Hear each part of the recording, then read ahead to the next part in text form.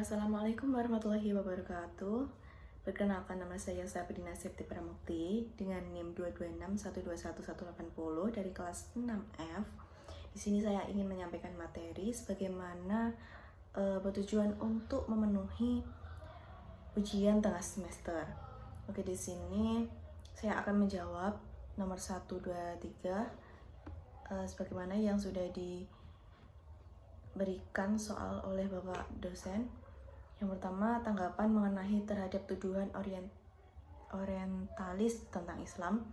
Jadi, tuduhan bahwa Islam adalah buatan Nabi Muhammad merupakan hasil jebakan dari agama Yahudi. Nah, ini menurut saya yang pertama, kesamaan ajaran tidak berarti jebakan.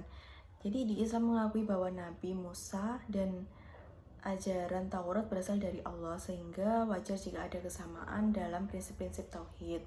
Nah, kesamaan ini justru menunjukkan kesinambungan risalah kenabian, bukan jebakan. Jadi, yang kedua, konsep penciptaan dalam 6 hari juga ditemukan dalam agama Kristen dan agama-agama lain. Tetapi Islam menjelaskan bahwa penciptaan tidak menyebabkan kelelahan bagi Allah. Quran surat Qaf ayat 38. Berbeda dengan konsep Yahudi yang menyebut Tuhan beristirahat pada hari ke-7. Yang kedua, hari suci dalam Islam bukan sekadar modifikasi.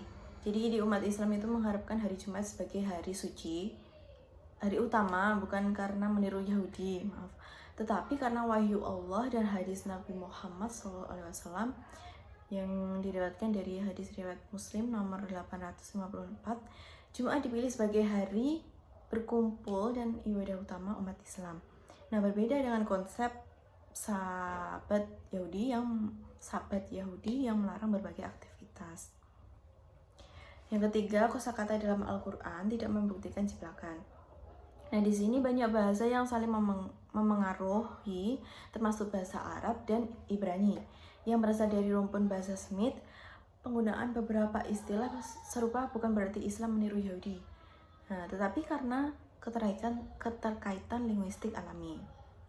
Keempat, Nabi tidak belajar dari Yahudi di Syam. Nah, yang pertama, sejarah mencatat bahwa Nabi hanya berdagang ke Syam dalam waktu yang singkat sejak usia 12 tahun bersama pamannya Abu Thalib. Nah, mustahil dalam waktu singkat ia mempelajari, memahami, dan menyusun agama baru. Nah, dan selanjutnya ada wahyu Allah. Wahyu Al-Quran turun secara bertahap selama 23 tahun dengan konsistensi ajaran yang tidak bisa dijelaskan oleh teori penjiplakan. Jika Islam hanya menjiplakan, tentu akan ada ketidakkonsistenan ajaran yang signifikan. Nah, jadi kesimpulannya, Islam itu bukanlah hanya modifikasi atau jebakan dari agama lain, tetapi merupakan agama yang diturunkan oleh Allah sebagai penyempurna risalah sebelumnya. Quran surat Al-Maidah ayat 3. Nah, soal yang kedua, implementasi metode dan metodologi dalam kasus suami dan kelapa muda. Nah, dalam kasus ini, metode dan metodologi dapat dianalisis menurut saya sebagai berikut. Yang pertama, metode. Metode ini merupakan cara ataupun langkah-langkah yang dilakukan untuk menyelesaikan masalah. Nah, dalam kasus ini, suami bisa menggunakan berbagai metode untuk mendapatkan kelapa muda. Misalnya, yang pertama, meminta izin kepada pemilik pohon. Yang kedua, mencari alternatif hal yang lain seperti membeli kelapa di tempat lain untuk menggunakan bahan lain sebagai dengan manfaat serupa. Yang ketiga, ini yang tidak etis, yaitu mencuri kelapa tanpa izin yang bertentangan dengan norma sosial dan agama. Yang kedua, ada metodologi. Nah, metodologi adalah studi tentang metode yang digunakan. Dalam kasus ini, metode ini yang pertama, apakah mencuri untuk kepentingan istri bisa dibenarkan? Nah, itu pendekatan hukum. Terus yang kedua, bagaimana dampak tindakan suami terhadap hubungan bertetangga, yaitu pendekatan sosial antara tetangganya. Terus yang ketiga, apakah ada solusi yang lebih sesuai dengan ajaran Islam dalam memenuhi kebutuhan istri, yaitu pendekatan agama. Nah, dari analisis ini secara kesimpulan, suami harus bisa memilih metode yang baik, yang etis dan tidak merugikan orang lain, sehingga metode yang sesuai dan meminta izin atau mencari alternatif lain seperti membeli kelapa di tempat lain. Nah, seperti itu. Terus yang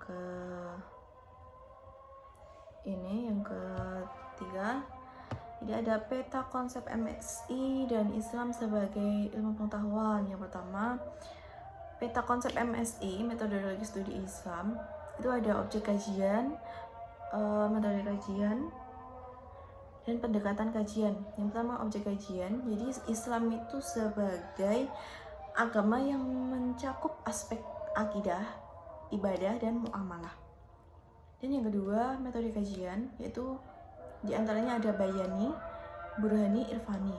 Yaitu, apa itu bayani? Bayani yaitu tekstual berdasarkan dalil Al-Quran dan hadis.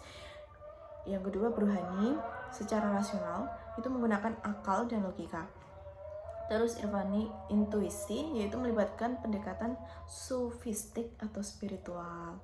Nah, yang terakhir pendekatan kajian, ada 3, normatif, historis, sosiologis. Yang jadi di Islam sebagai ajaran yang harus diikuti itu normatif. Terus yang historis itu memahami Islam dari perspektif sejarah dari masa-masa. Terus sosiologis menganalisis dampak Islam dalam masyarakat. Nah, yang kedua, Islam sebagai ilmu pengetahuan.